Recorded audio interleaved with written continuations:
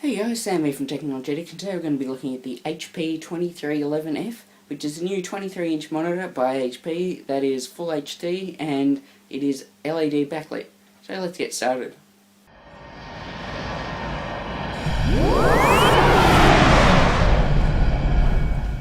So the first thing you'll notice is the back of it is plastic, and most of it is, or in fact all of it is plastic. The back is matte plastic, however the base and the front of the screen are all glossy, which is quite a fingerprint magnet, as you'll see later on.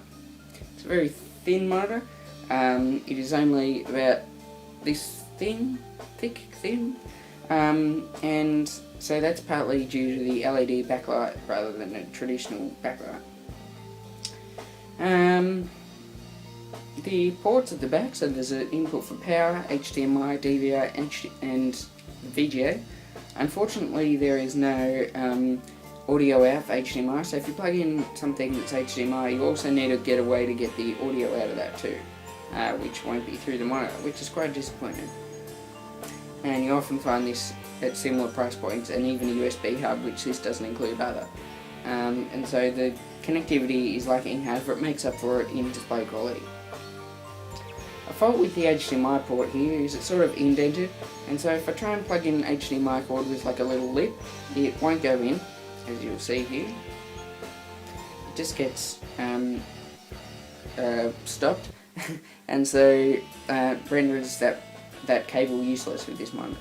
So a solution, if you really want to use that cable, is using a DVI to HDMI adapter and simply plugging it in like this. However, then you lose the DVI port and the HDMI port is free, even though you plug in HDMI, so it doesn't really make sense. The monitor isn't that heavy and doesn't have rubber feet, so you can easily swivel it around. The speakers that actually came with this monitor do have rubber feet, and they are a lot better at staying still, which is quite odd, but anyway, that's how they designed it. It makes it easier to go to the back of the monitor if I need to.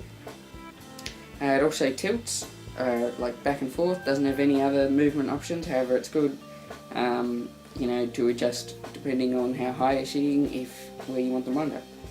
And I suppose because the monitor is easier to move around, they don't need to provide all those other options of moving around.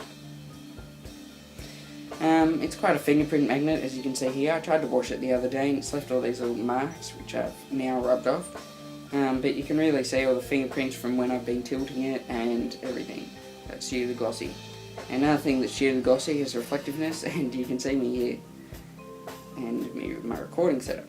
So here's the on-screen display. There are 5 buttons. There's the on button, there's an OK button, plus button, minus button, and then a menu button, which is pretty much the same as the OK button. So it's kind of weird.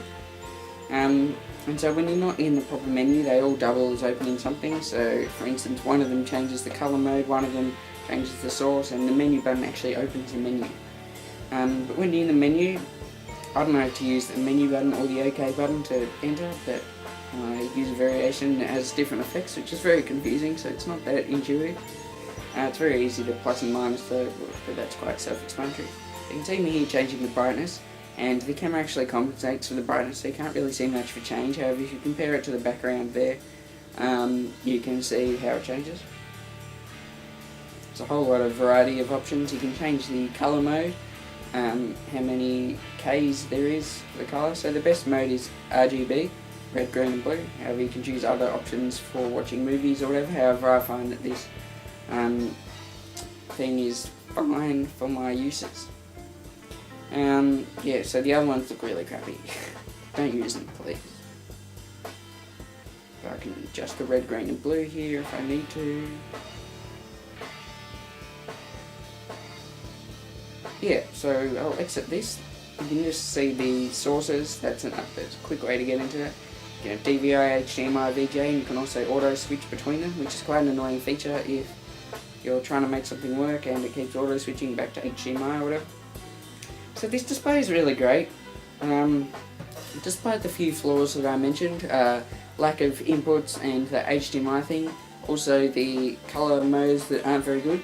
Apart from that, the rest is good. It's very bright if you want it to be. However, it can wash it out a bit, but you can compensate for that by reducing the brightness, because you really don't need that high brightness. Coming from a matte display, I actually like the glossy better.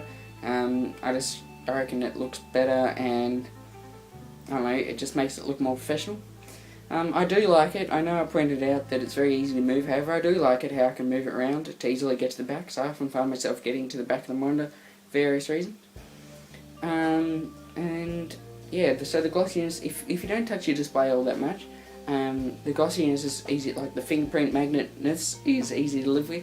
So thanks for watching this Technology Addict video. Hopefully it was interesting to you. Please subscribe, please follow us on Twitter, Technology Addict. Check out our website, technologyaddict.com, and thanks for watching.